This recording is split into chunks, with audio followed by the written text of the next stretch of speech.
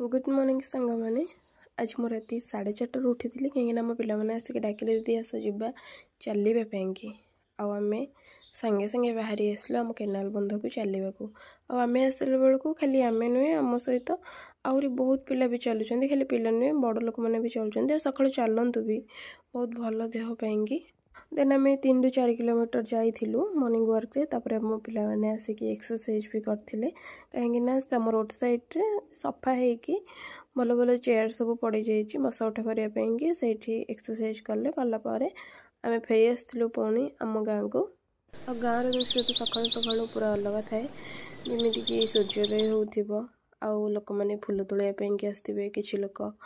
नालबंध उपर थी दुकान गुड़िक सब चाहा पीवाई आसती आउ तो मैक्सिमम लोक जो मैंने घरे लाट्रिन जाती से मैंने नालबंध उपर को लाट्रिन आसती ता सहित एवं देखु